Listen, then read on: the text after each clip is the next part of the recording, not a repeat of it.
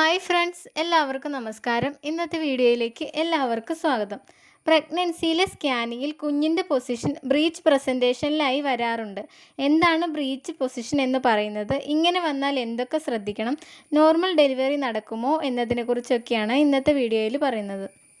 നോർമലായിട്ട് കുഞ്ഞിൻ്റെ പൊസിഷൻ വരേണ്ടത് കുഞ്ഞിൻ്റെ തല താഴെയായിട്ടും ഉടൽ മുകളിലായിട്ടുമാണ്. ഇതിന് സെഫാലിക് പൊസിഷൻ എന്ന് പറയുന്നു. അതല്ലാതെ കുഞ്ഞിൻ്റെ തല ഭാഗം മുകളിലും ഉടൽ ഭാഗം താഴേക്കുമായിട്ട് ഇരിക്കുന്നതാണ് ബ്രീച്ച് പൊസിഷൻ എന്ന് പറയുന്നത്. ആദ്യ മാസങ്ങളിൽ കുഞ്ഞ് ബ്രീച്ച് പൊസിഷനിലാണെങ്കിലും മിക്ക അമ്മമാരിലും അവസാന മാസങ്ങളിൽ കുഞ്ഞ് തിരിഞ്ഞ് നോർമലായിട്ടുള്ള സെഫാലിക് പൊസിഷനിലേക്ക് വരാറുണ്ട്. എന്നാൽ ചിലരിൽ കുഞ്ഞ് ബ്രീച്ച് പൊസിഷനിൽ തന്നെ ഇരിക്കുകയും ചെയ്യും. 36 ആഴ്ചകൾക്ക് ശേഷവും കുഞ്ഞ് ബ്രീച്ച് പൊസിഷനിൽ നിന്നും സെഫാലിക്കിലേക്ക് വന്നിട്ടില്ല എങ്കിൽ പിന്നീട് തിരിഞ്ഞു വരാനുള്ള സാധ്യത കുറവാണ്. എന്തൊക്കെ കാരണങ്ങൾ കൊണ്ടാണ് കുഞ്ഞ് ബ്രീച്ച് പൊസിഷനിൽ ആവുന്നത് എന്ന് നോക്കാം. പ്രത്യേകിച്ച് ഒരു കാരണവും ഇല്ലെങ്കിലും കുഞ്ഞിൻ്റെ പൊസിഷൻ ബ്രീച്ചിലാവാൻ സാധ്യതയുണ്ട്.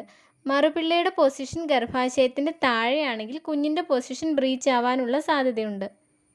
കുഞ്ഞിന് ഏതെങ്കിലും തരത്തിലുള്ള പ്രശ്നങ്ങൾ ഉണ്ട് എങ്കിലും അമ്മയ്ക്ക് ഗർഭാശയ സംബന്ധമായ പ്രശ്നങ്ങൾ, ഗർഭാശയത്തിൽ ഫൈബ്രോനോയിഡ്സ് ഒക്കെ ഉണ്ടെങ്കിലും, ഇരട്ട കുട്ടികളാണ് എങ്കിലും ഒരാൾ നോർമൽ പൊസിഷനിലും ഒരാൾ ബ്രീച്ച് പൊസിഷനിലും ആകാം.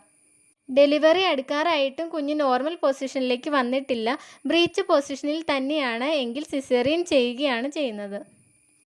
ഈ വീഡിയോ നിങ്ങൾക്ക് ഉപകാരപ്പെട്ടു എന്ന് കരുതുന്നു. മറ്റൊരു ടോപ്പിക്കുമായി അടുത്ത വീഡിയോയിൽ കാണാം.